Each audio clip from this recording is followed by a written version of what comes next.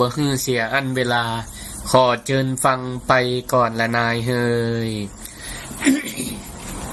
ขอกราบยกมือ10นิ้วถวายความนอบน้อมต่อองค์พระรัตนตรัยอันมีพระพุทธเจ้าพระธรรมเจ้าและพระสังฆเจ้าอันเป็นที่ปกห่มเก้าเกศาของเหล่าบรรดาพุทธศาสนิกชนทุกท่านขอถวายความเคารพมายังพระมหาเถระพระเถรานุเถระครูบาอาจารย์เจ้าจุตนจุองค์ขอเจริญพรมายังศรัทธาพุทธศาสนิกชนคนดีทุกผู้ทุกท่าน ที่กำลังติดตามรับฟังรายการศิริธรรมกำเมืองโดยอาตมภาพพระครูศิริธรรมบัณฑิตอาจารย์ประจำวิทยาลัยสงฆ์นครลำปางมหาวิทยาลัยมหาจุฬาลงกรณราชวิทยาลัยเจ้าวัดวัดมิ่งเมืองมูลตำบลพิชัยอำเภอเมืองจังหวัดลำปาง วันนี้นำรายการศิริธรรมกำเมืองมาออกอากาศผ่านคลื่นสถานีวิทยุ เพื่อการศึกษาวิทยาลัยสงฆ์นครลำปาง FM 106.50 เมกะเฮิรตซ์แล้วก็ลิงก์สัญญาณไปยังสถานีวิทยุ คลื่นสีขาวเพื่อชาวประชา ซึ่งก็ได้รับเมตตาธรรมของท่านอาจารย์พระครูอภิวัฒนวิกรมรองเจ้าคณะอำเภอไดหล่อผู้อำนวยการสถานีวิทยุคลื่นสีขาวเพื่อชาวประชาเจ้าอาวาสวัดปากตังเจริญที่ได้เมตตาพร้อมทั้งสถานีเครือข่ายของเปิ้นซึ่งเป็นสถานีภาคเอกชนภาคประชาชนภาคธุรกิจหลายๆสถานี ที่เปิ้นได้เล็งขันถึงความสำคัญของการเผยแพร่ธรรมะสู่สถานีวิทยุ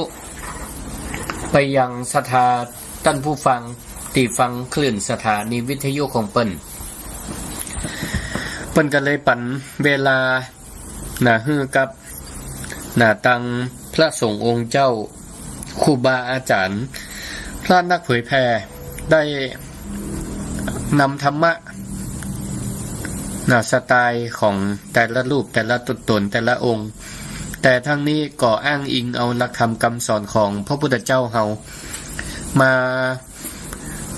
เผยแผ่ให้กับศรัทธาญาติโยมท่านทั้งหลายได้สดับรับฟังกันเนาะซึ่งก็ สัปดาห์นี้ก็เป็นวันพุธสัปดาห์ที่3ของเดือนที่4กันเนาะขอสุมาภัยสัปดาห์ที่4ของเดือนปกติแล้วสัปดาห์ที่4ของเดือนในวันพุธก็จะพบกับรายการศิริธรรมกำเมืองในเวลา 6 โมงถึง 2 ทุ่มแล้วก็ต่อจากนี้ก็จะเป็นของท่านอาจารย์พระมหานพดลสุวรรณเมธี 2 ทุ่มถึง 4 ทุ่ม แต่ว่าวันนี้มีการปรับเปลี่ยนเลื่อนสลับซับเปลี่ยนกันเล็กน้อย ก็เป็นไปตามเหตุปัจจัยเป็นไปตามกิจงานศาสนกิจของครูบาอาจารย์แต่ละตนตะกี้นั้นก็เวลา 1 ทุ่ม 6 โมงถึง 1 ทุ่มตะกี้ศรัทธาท่านผู้ฟังทั้งหลายก็ได้ฟังรายการธรรมะซึ่งเป็นน้ำเลียงเสียงธรรมโดยท่านอาจารย์ดร.พระมหาอินทวงศ์อิสระพานีซึ่งเปิ้นก็เป็นครูบาอาจารย์ประธานหลักสูตรปูนพุทธศาสตร์มหาบัณฑิตวิทยาลัยสงฆ์ลำพูนแต่ว่าเปิ้นเป็นเจ้าวาดเป็นเจ้าหัววัดอยู่ที่วัดพระธาตุศรีมงคลอำเภอแม่ทะจังหวัดลำปางฟังไปแล้ว1 ชั่วโมงตะกี้เสียงเปิ้นก็ม่วนธรรมะก็ม่วนอกม่วนใจก็หวังเป็นอย่างยิ่งว่าศรัทธาก็คงม่วนอกม่วนใจเปิ้นบ่ได้เปิดโอกาสให้ศรัทธาได้โทรเข้ามารายการสักกรรมเนื่องว่าเนื้อหาธรรมะอันใดก็ม่วนก็งั้น อูไปนี่เพลินนะกำเดียวกับหมดเวลา1 ชั่วโมงเหมือนอาตมาก็เหมือนกันแต่ก่อนนี่โตได้ออกรายการแต่ก่อนนี่ทุกวัน5 โมงแรงตามตีข้าวเริ่มต้นรายการตะกี้นั่นเฮามาปากันให้ได้เวลา5 โมงเย็นเนี่ยแต่บ่เดียวมันเป็นจังนั้นบ่ค่อยได้มีโอกาสได้ออกช่วง5 โมงแรงเนี่ยมันเป็นช่วงที่เลิกการเลิกงานจากวิไลสงฆ์นครลำปางปิกมาวัดบ่เดียวกันออกสถานีนี่ก็บ่ได้ไปติดสถานีละมีสัญญาณอินเทอร์เน็ตมีโปรแกรมก็สามารถอู้ได้เลยซึ่งก็ต้องมาจะให้อุปกรณ์มันครบสัญญาณอินเทอร์เน็ตมันดีมันเสถียรก็ต้องปิกมาที่วัดมันก็เลยบ่ตันแต่ก็เมื่อบ่ได้ออกเวลา5 โมงก็มาออกในช่วงอย่างเอี้ยเนาะก็จะเป็นสัปดาห์ที่3สัปดาห์ที่4ทุกวันพุธเนาะแล้วก็วันพัดนี่ก็บางเทื่อก็บ่ค่อยได้ออกเหมือนกันท่านอาจารย์พระครูอภิวัฒนวิกรมท่านอาจารย์สมชาติประกอบปั่นเวลาให้ออกเวลา4 โมงถึง5 โมงทุกวันพัดก็บ่ายเบี่ยงหลายต่อหลายครั้งขอสุมาอภัยศรัทธาญาติโยมด้วยกิจการงานตั้งหลายมันหลายอย่างถึงงานมจรถึงงานวัดงานบาเนาะก็ตะกี้ได้ยกตัวอย่างให้ฟังว่าการบรรยายธรรมะเนี่ยบ่เดียว1 ชั่วโมงมันกำเดียวกำเดียวก็หมดแต่ตะก่อนนี่มันยังสีมาเมินออกใหม่ๆนี่1 ชั่วโมงนี่ตู้เหลือเป็นปุ้นยังออกเป็น3 ชั่วโมงไม่ได้ก็บ่พดบ่แผ่วแต่บ่เดียวนี่1 ชั่วโมงก็กำเดียวก็อู้ไปกำเดียวก็หมดเวลาก็นำรายการนี่ก็ปุ้นปาเข้าไป5 นาที10 นาทีละเนาะก็มาฟังรายการศิริธรรมกำเมืองวันนี้เวลา 1 ทุ่มถึง 2 ทุ่มนี่1 รอบ1 ทุ่มถึง 2 ทุ่มนี่1 รอบสำหรับศรัทธาญาติโยมที่ฟังคลื่นFM 106.50 เมกะเฮิรตซ์เนี่ยจะได้ยินเสียงรายการศิริธรรมกำเมือง1 ทุ่มถึง 2 ทุ่มส่วน คลื่นสีขาวเพื่อชาวประชานี่ก็ต่อแหม2 ทุ่มถึง 3 ทุ่มรายการศิริธรรมกำเมืองก็ออกต่อแหมแต่ออกตั้งคลื่นสีขาวสำหรับสถาตังลำปางนี่ถ้าจะฟังคลื่นสีขาวนี่ต้องหมุนไปหาอย่างคลื่นดารุณีก็ต้องขออนุโมทนาเจ้าของสถานีคลื่นดารุณีเปิ้นที่ได้ลิงก์เชื่อมสัญญาณไปหายังคลื่นสีขาวเพื่อชาวประชาดึกมานี่ก็มีสถานีวิทยุที่เปิ้นก็ลิงก์สัญญาณกันนักบ่ต่ำกว่า25 สถานีเปิ้นว่าก็ขออนุโมทนาก็เนี่ยฮือศรัทธาหลายจังหวัดในภาคเหนือเนาะไปดึกมานี่ก็มีสถานีวิทยุที่เปิ้นก็ลิงก์สัญญาณกันนักบ่ต่ำกว่า25 สถานีเปิ้นว่าก็ขออนุโมทนาก็เนี่ยฮือศรัทธาหลายจังหวัดในภาคเหนือเนาะไปพดไปพะเยาแป่เมืองแป่เมืองน่านพุ่นได้ยินเหมือนกันปอน้อยปอนันอย่างที่เปิ้นบ่ต่ำกว่า25 สถานีเปิ้นว่าก็ขออนุโมทนาก็เนี่ยฮือศรัทธาหลายจังหวัดในภาคเหนือเนาะไป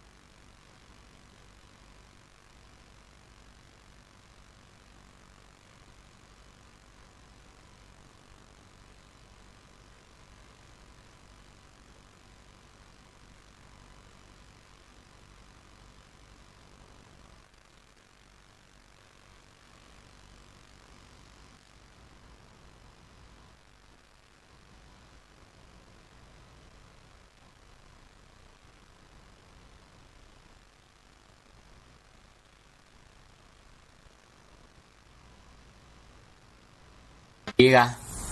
ออกละพระอาจารย์เปิดเพลงแต่กี้ไม้พระอาจารย์ไม่ดีแน่แต่ไม้แต่กี้ยังขึ้นเหรอดีกะออกละพระอาจารย์เปิดเพลงแต่กี้ไม้พระอาจารย์ไม่ดีแน่แต่ไม้แต่กี้ยังขึ้นเหรออันนี้เรื่องของพระครูสิริอย่างป๊อฮัลโหลตอนนี้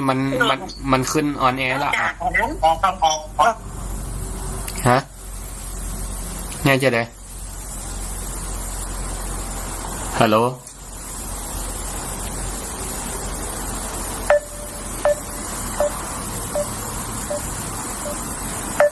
เนี่ยออนแอร์อยู่ครับเน็ตบักใครดีอ่ะก็ไปเด้ฮัลโหลฮัลโหลฮะเนี่ยเสียงพระอาจารย์และเสียงแล้วก็เสียงนั่งที่โทรแล้วพูดกันเนี่ยไม่ถึงไม่ได้พูดเลยเนี่ยว่าไม่ก็เคยอยู่เนี่ยออกไม่เจริญพรแม่อ้อยว่าจะได้ดีแล้วยังออกแล้วเนาะสาธุสาธุออกแล้วเนาะสาธุก็ต้องขออนุโมทนาขอบคุณตีตักเข้ามาคือแม่อ้อยเนี่ยเพิ่นจะเป็นมอนิเตอร์เนาะบอกว่าตอนนี้มีเพลงขึ้นเนี่ยนะมันเป็นต้าระบบสัญญาณอินเทอร์เน็ตนะอันนี้ขนาดเสียบสายแล้วเนาะต้องขอสุมาอภัยกับศรัทธาญาติโยมทั้งหลายนะดีละขอบคุณมากนะที่ได้บอกให้ฟังว่าสัญญาณมันดีบ่ดีนะปลาอู้คนเดียวไปเป็นเมินเหมือนกันนะตะกี้นะนะอู้ถึงอะไรยังอู้ถึงงานบุญของวัดบรรพตสถิตเปิ้นเดี๋ยวก็รายละเอียดท่านอาจารย์พระมหาสมชาติเปิ้นถ้าจะมาออกต่อปุ่นเวลา3 ทุ่มถึง4 ทุ่มเนาะแต่กำลังอู้ให้ฟังว่าตะกี้ก็ได้ปะครูบาอาจารย์พระนักเผยแพร่ของขึ้นสีขาวเพื่อชาวประชาตะกี้นี่ก็ศูนย์รวมชาวยุทธศูนย์รวมพระนักเทศน์พระนักเผยแพร่หลายตนหลายองค์ก็ปากันมาเนื่องจากว่าวันผู้เปิ้นก็ติดศาสนกิจกันบ่ได้มาร่วมงานที่วัดบรรพตสถิตเปิ้นก็เลยมาถวายกำลังใจมาร่วมบุญแป่งต้นกันมานตาลกันตะกี้ไปซึ่งก็ท่านอาจารย์พระมหานพดลสุวรรณเมธีเปิ้นก็ได้ต้อนรับปฏิสันถานตัวท่านอาจารย์เองก็พระล้านนักอยู่เหมือนกันป่วนแห่งไปเมืองแป่ไปแสดงความอาลัยของการจากไปแม่ของบุคลากรเจ้าหน้าที่ของวิไลสงฆ์นครลำปางเปิ้นได้สูญเสียแม่เปิ้นไปแต่คืนอาตมากับครูบาอาจารย์ผู้บริหารอาจารย์เจ้าหน้าที่ก็พากันไปเป็นเจ้าภาพไปละรอบหนึ่งละวันผูกนี่ก็ได้รับมอบหมายเหมือนกันนะจากท่านผอ.ผู้อำนวยการให้ไปร่วมพิธีเผาศพก็อาจจะบ่ได้ไปร่วมที่งานวัดบรรพตสถิตเนาะศรัทธาญาติโยมท่านทั้งหลายก็ช่วงนี้เป็นช่วง ส่งท้ายปีเก่าต้อนรับปีใหม่พศ 2567ก็กำลังจะหมดสิ้นจะสิ้นสุดแหมบอกกี่วันแหม6 วันแหม6 วันวันนี้วันที่25เดือนธันวาคม 2567ศาสนาคริสต์เปิ้นถือว่าวันนี้เป็นวันคริสต์มาสคริสต์มาสเป็น วันประสูติของศาสดาของเปิ้นก็ตามคติความเชื่อของแต่ละศาสนาเปิ้นก็มีการเฉลิมฉลองกันก็เหมือนกับเฮาเจ้าพุทธที่เฉลิมฉลองงานวันวิสาขบูชาก็ซึ่งเป็นวันประสูติขององค์สมเด็จพระสัมมาสัมพุทธเจ้านั่นแหละแล้วก็เป็นช่วงที่ใกล้จะส่งท้ายปีเก่าต้อนรับปีใหม่ตัวซึ่งก็ช่วงนี้ ก็มีกิจกรรมงานบุญหลายที่หลายต่างพ่องก็ถือโอกาสจัดงานปล่อยหลวงงานฉลองพ่องก็เข้ากรรมเข้ากรรมปฏิบัติธรรมบางพ่องก็ค่อมส่งท้ายปีเก่าต้อนรับปีใหม่เปิดโอกาสให้ศรัทธาญาติโยมได้มาร่วมบุญกันของวิไลสงฆ์นครลำปางก็เช่นกันก็ได้เข้าวัดปฏิบัติธรรมสำหรับพระนิสิตเพิ่งเสร็จไปหมาดก็แต่เจ้านี้ก็ประกอบพิธีสืบชะตาหลวงโดยนิมนต์พระสงฆ์พระนิสิตที่ปฏิบัติธรรมนั่นแหละจำนวน108 รูปได้เป็นองค์สืบชะตาให้กับศรัทธาญาติโยมท่านทั้งหลายก็สำเร็จเสร็จสิ้นเรียบร้อยลงไปก็ศรัทธาญาติโยมท่านทั้งหลายปีเก่าจะผ่านไปปีใหม่จะเข้ามาถามว่าปีเก่าปีใหม่มันแตกต่างกันจะใดมันก็บ่แตกต่างกันจำนวนวันมันก็เหมือนกันบ่365วันก็366วันอย่างนี้ก็เหมือนกันอย่างนี้แหละแต่มันเป็นการที่เราได้ทบทวนทบทวนเหมือนกับที่เราได้มีการดำเนินชีวิตมีบทบาทมีจังหวะของการดำเนินชีวิตมาตลอดทั้งปีเขาก็ถือโอกาสได้ทบทวนว่าในปี2567ตั้งแต่วันที่1 มกราคมเป็นต้นมาจนถึงจะสิ้นปี31 ธันวาคม2567เนี่ยมันมีสิ่งใดพ้องที่เกิดขึ้นกับเฮาเกิดขึ้นกับเฮาพ้องเฮาก็มาทบทวนพิจารณาพอว่าเฮาได้ผ่านได้พบกับสิ่งใดบ้างพ้องลองประเมินให้คะแนนช่วงจังหวะการเต้นของชีวิตของเฮามันเป็นไปในลักษณะใดการดำเนินชีวิตมันดีหรือปีนี้มันดีขึ้นหรือว่ามันคงเส้นคงวาหรือว่ามันย่ำแย่ลงเฮาก็ได้มีโอกาสมาทบทวนเมื่อทบทวนแล้วเฮาก็จะได้ปรับตัวปรับชีวิตของเฮาให้บ่ประมาทเริ่มต้นใหม่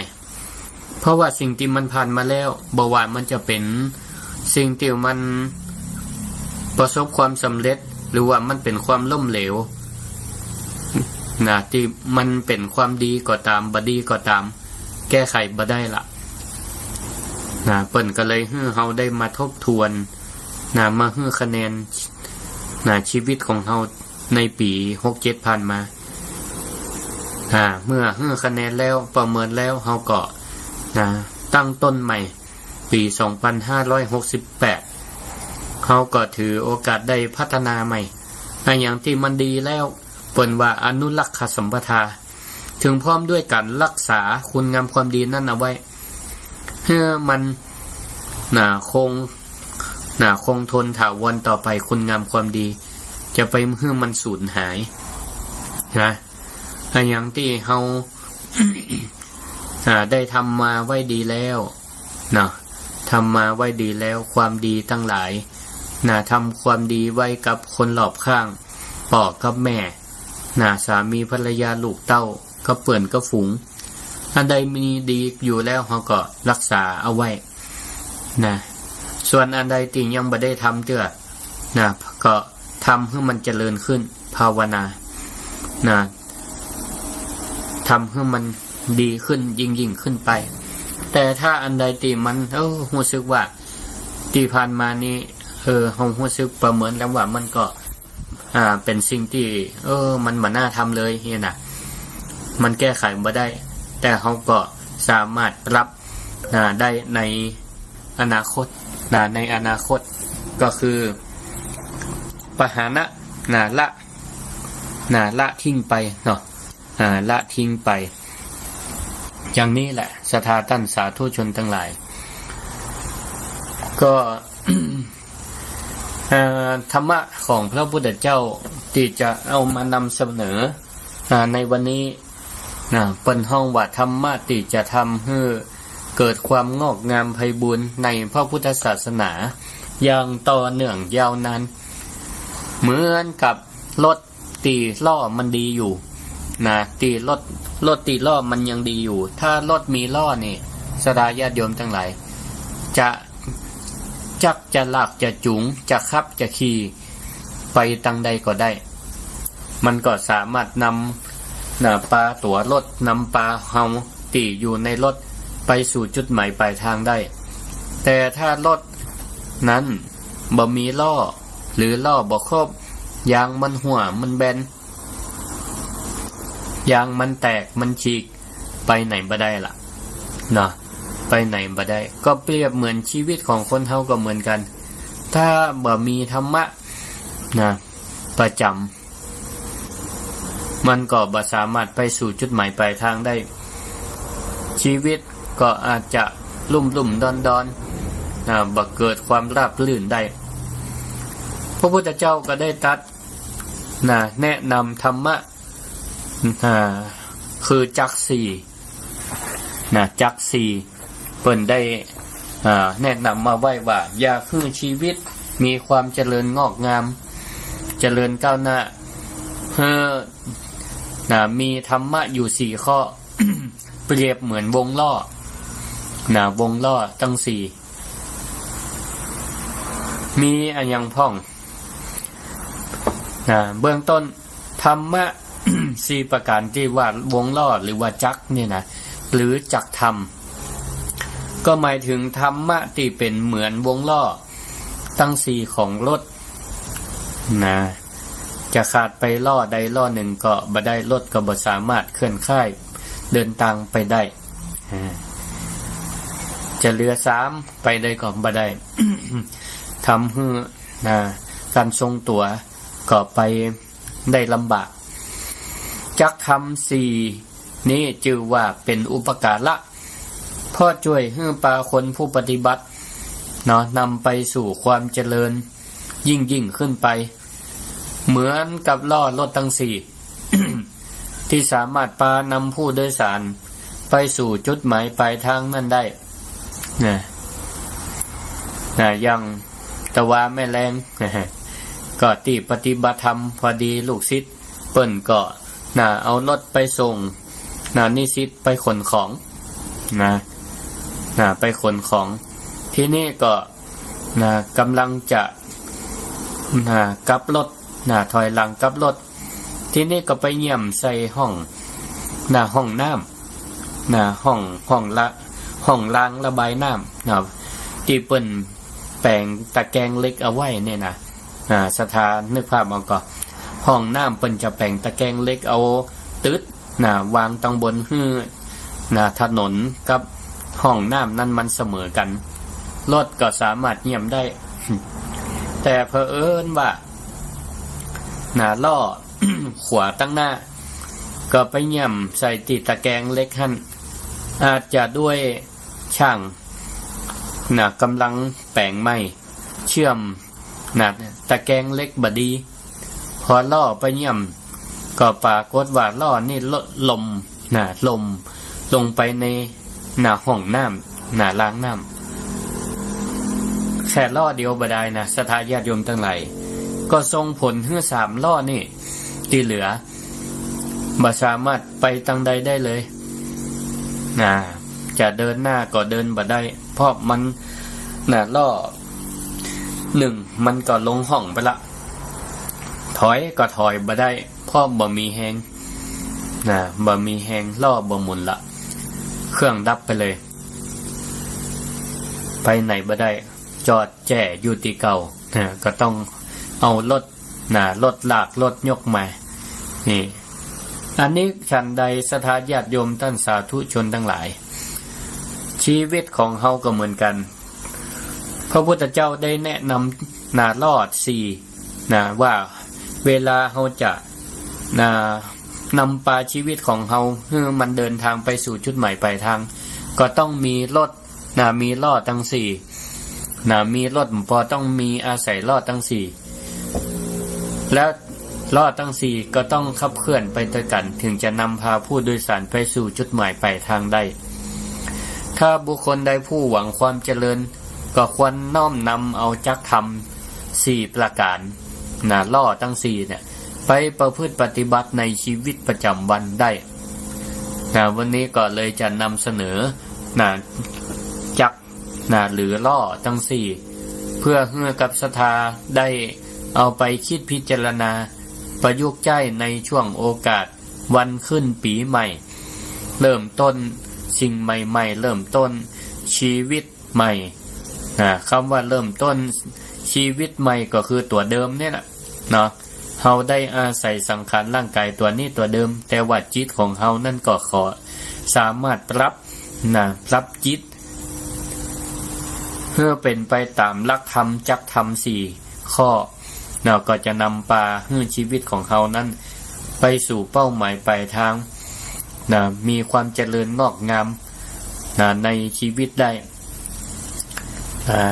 เฮาต้องการอะไรหยังในอนาคตเมื่อกำหนดเป้าหมายให้ชัดแล้วก่อนนำไปสู่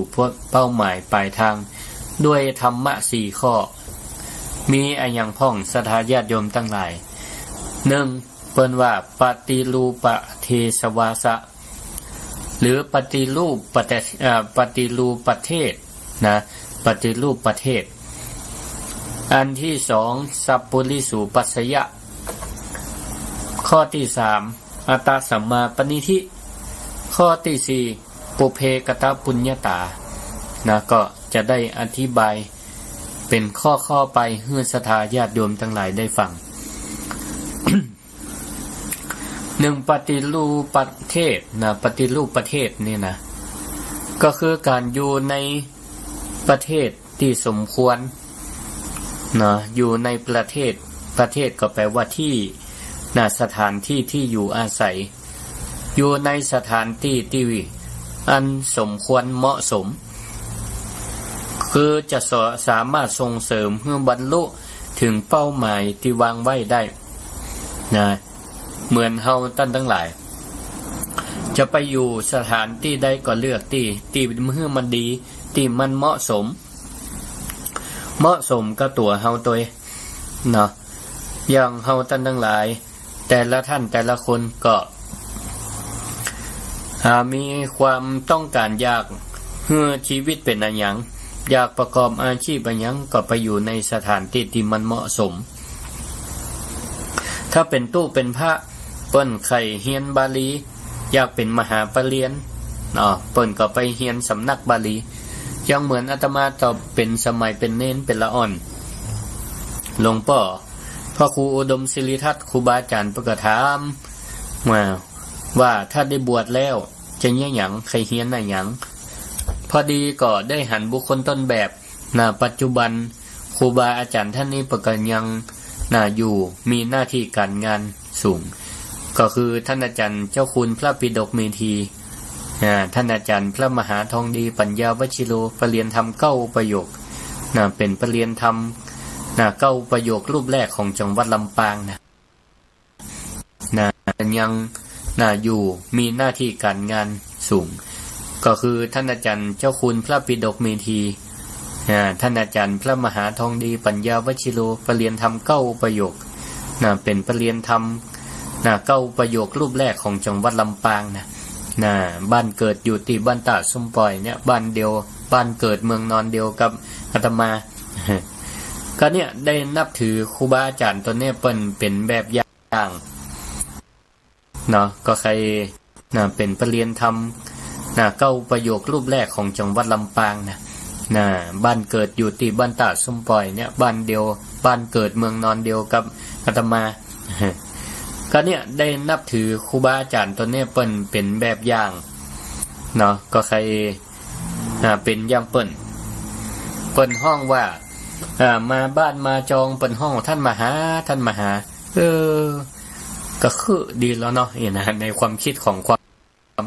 ก็เนี่ยได้นับถือครูบาอาจารย์ตัวนี้เป็นแบบอย่าง เนาะก็ใครเป็นอย่างเปิ้นห้องว่ามาบ้านมาจองเปิ้นห้องท่านมาหาก็คือดีแล้วเนาะนะในความคิดของความเป็นละอ่อนก็ใครเป็นอย่างเปิ้นก็เลยตอบหลวงพ่อไปว่าผมเคยเรียนบาลีครับใครเป็นมหา ตอบด้วยความนั่นน่ะเนี่ยเพราะเรามีแนวทางเส้นทางแห่งความสำเร็จแห่งการศึกษาเนาะเปิ้นเฮาหันตัวอย่างเปิ้นก็เลยจะเมื่ออยากเป็นมหากะหลวงพ่อก็เลยส่งไปเรียนวัดพระพุทธบาทตักผ้าแต่ก่อนนี่สำนักบาลีเปิ้นดังสำนักวิปัสสนาเปิ้นก็ดังเนาะอันนี้ก็ระบบอินเทอร์เน็ตนี่มันอาจจะสัญญาณบ่ค่อยดีหน่อยเนาะเป็นจะใดฮู้จ้ะนะก็ต้องขอสุมาอภัยกับศรัทธาญาติโยมทั้งหลายนะถ้ามันบ่ดีจะได้ก็ตักบอกมาแล้วกันเนาะก็บอกมัน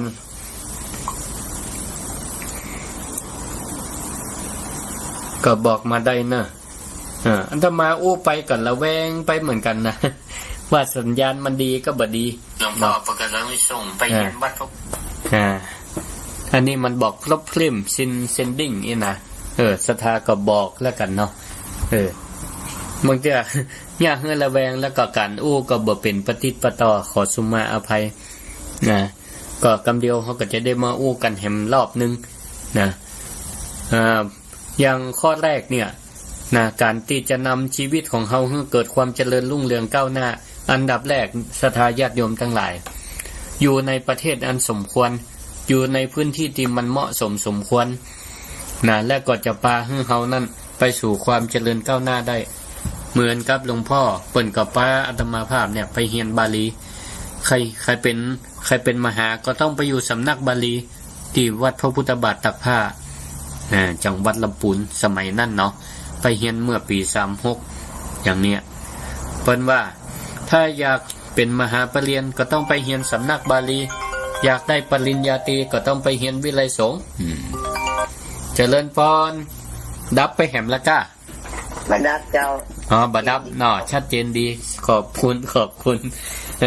ป้าละแวงน่ะเนาะไม่อ้อยเนาะขอบคุณนะสาธุ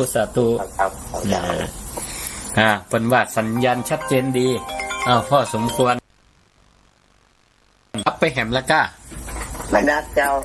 บัดับเนาะชัดเจนดีขอบคุณป้าละแวงน่ะเนาะไม่อ้อยเนาะขอบคุณนะสาธุครับ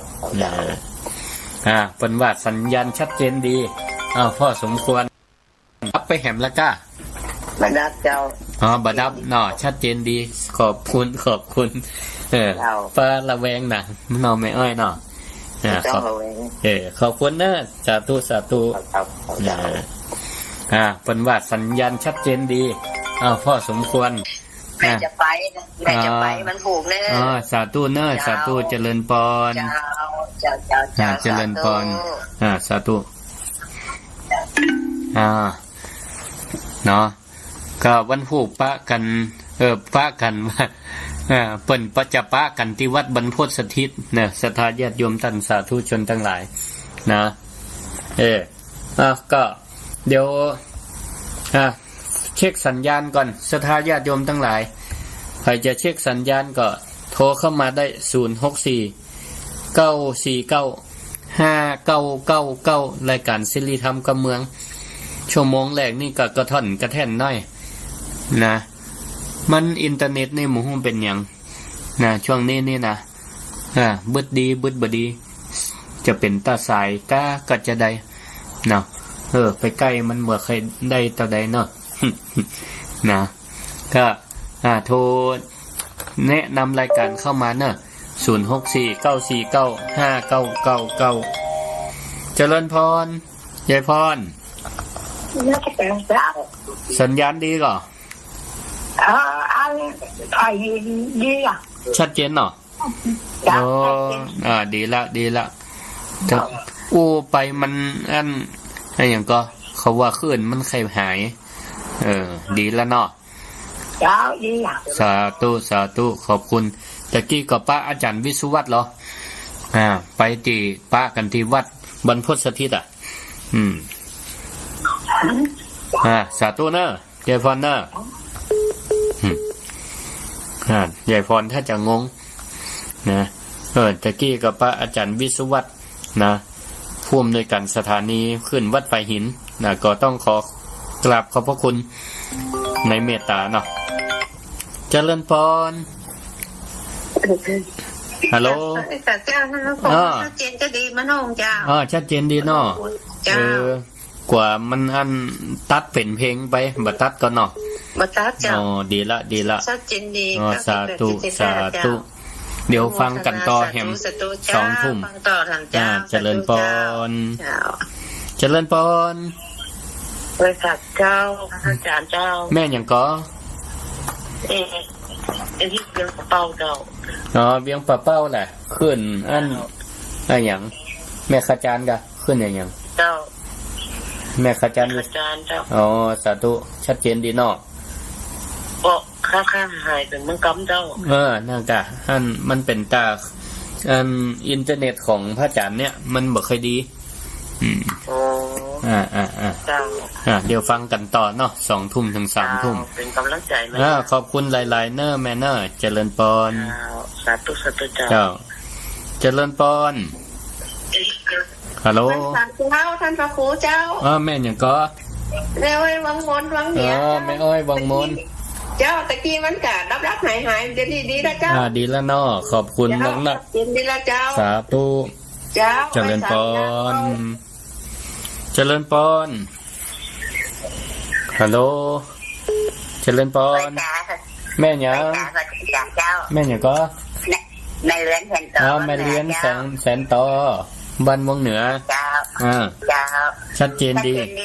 ขึ้นอย่างก็ชัดเจนเนี่ยเจ้าขึ้นอย่างขึ้น94เจ้า94แม่ขจารย์เรดิโอล่ะเจ้าสาธุขอบคุณเนอเจริญพรแม่กำลังใจเนอขอบคุณแม่เรียนเจริญพรครับไว้ค่ะเจ้าเจริญพรพัฒการครับครับป่าโมกพุทธิยานครับป่าโมกพุทธิยานพ่อครับนมัสการผมเคยไปหาอาจารย์ที่วัดนะสมัยที่หลวงปู่อยู่ครับผมไปประมาณหลาย10 ปีแล้วเนี่ยโอ้วัดไหนวัดป่าต้องเป็นทหารออกมาตะบวชวัดไหนพศ16หรือเปล่าวัดไหนพ่อพระบาทตากผ้าแหละพระบาทตากผ้าครับตอนนั้นผมไปประมาณสัก40 ปีโอ้ครับผมหลาย10 ปีแล้วครับผมบวชครั้งแรกครับแล้วผมเอาเตาแก๊สจะไปทิ้งไว้ที่นั่นรูปนึงเตาแก๊สไปตังค์นั่นนะลองตามนี่มันน่ายากลองไปเช็คดูพ่อมีกุฏิหลังยังอยู่ไหมลองไปดูพ่อครับ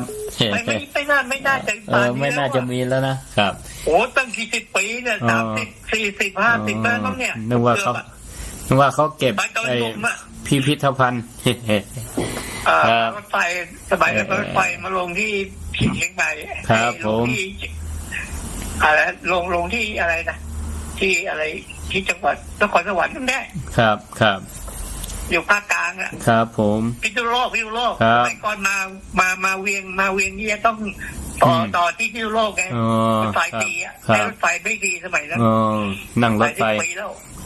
ครับมาพระบาทตากผ้าครับผมหัวลำโพงก็ต่อมาข้างในนั่งรถมา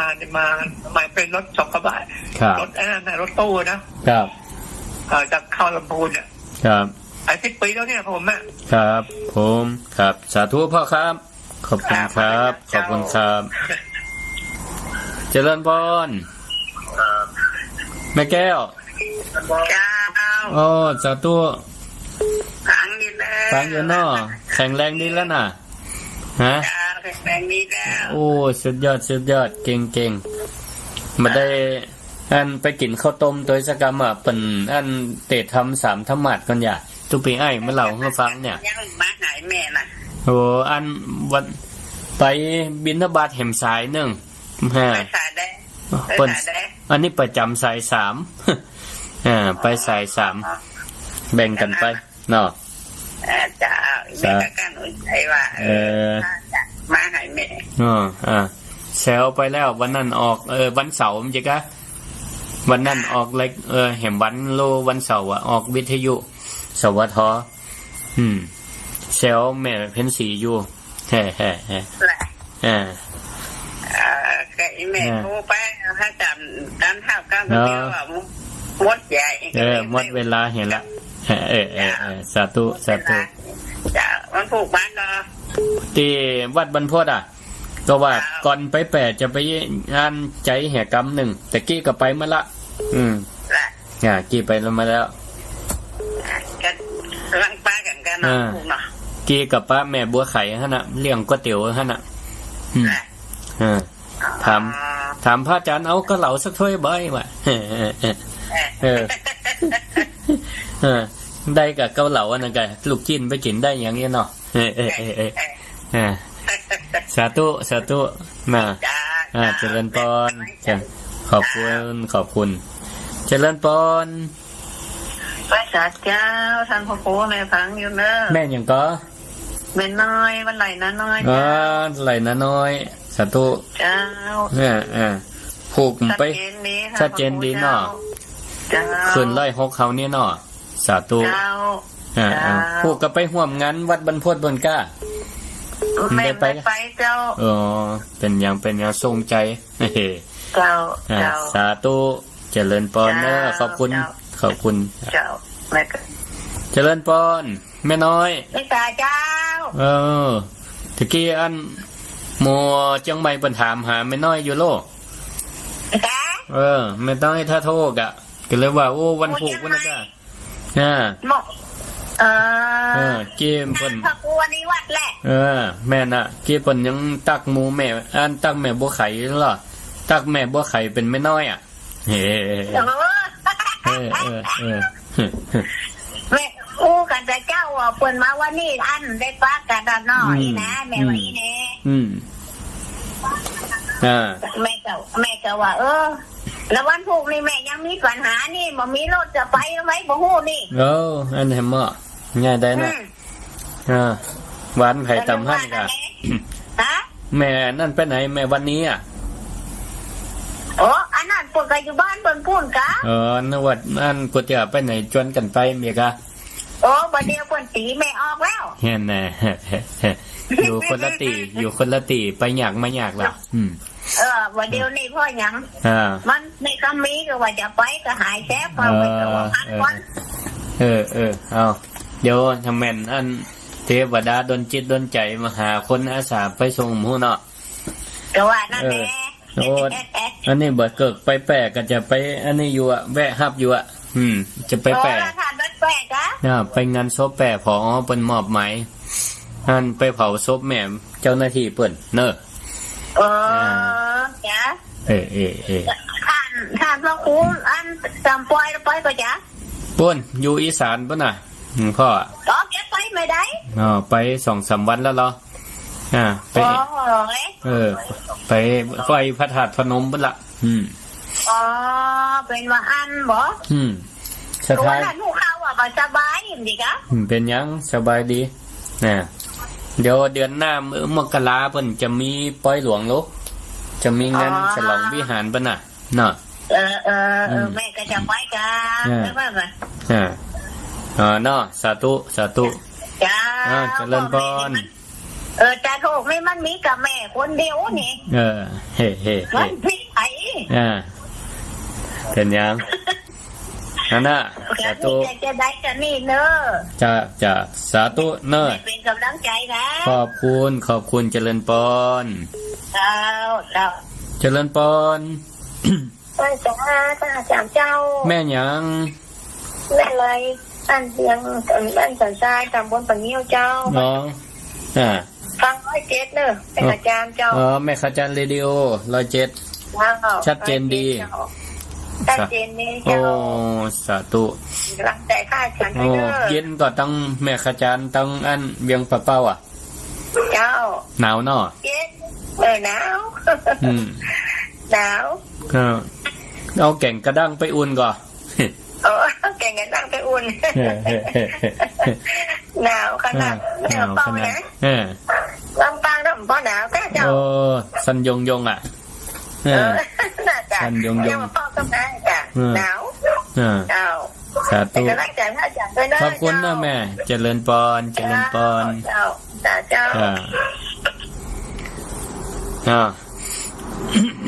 ตอนนี้ก็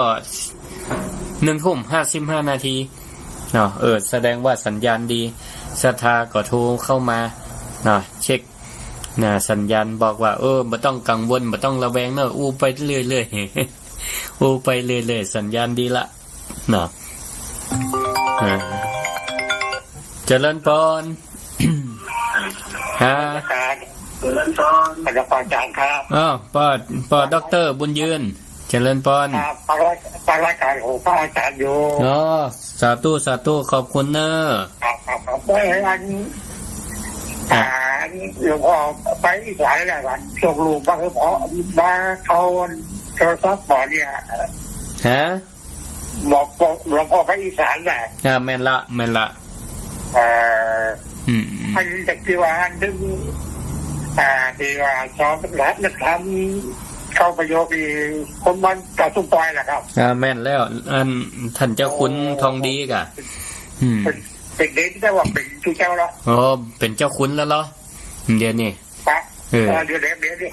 อยู่วัดปากน้ำกรุงเทพเพิ่นกะ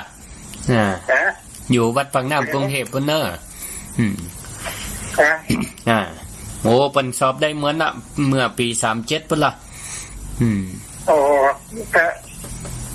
อยู่ไหนครับอยู่วัดปากน้ำภาษีเจริญเนอะเขาเรียกว่าอยู่ลำปางเป็นเจ้าคุณนะแม่นละเป็นเจ้าคุณละนะบอกว่าอยู่ลำปางด้วยเนาะได้มาอยู่ลำปางอ่ะอยู่ลำปางนี่นะ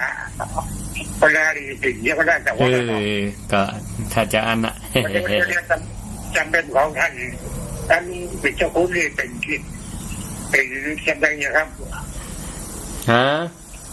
ว่าแค่วันนี้ท่านอยู่ปวดพักแล้วมันคนอยู่จำเป็นอย่างเป็นเจ้าคุณนี่เพิ่นเป็นผู้ช่วยเจ้าวัดปากน้ำเพิ่นน่ะกะเนอะ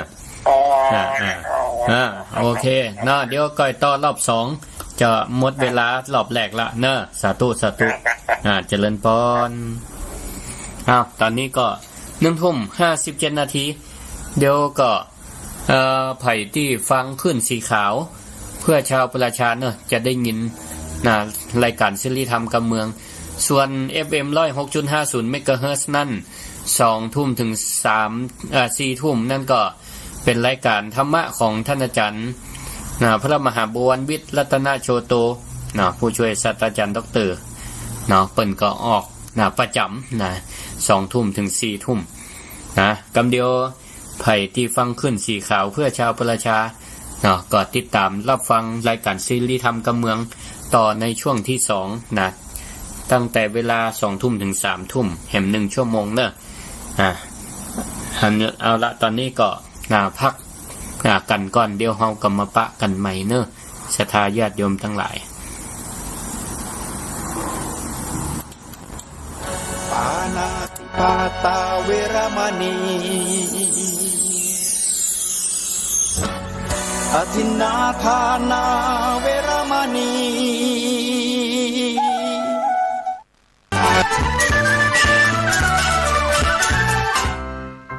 น้องหน้าหนาวนี้ไปแอวเหนือห้องพักที่นี่บ่รีสอร์ทนี้ดีขนาด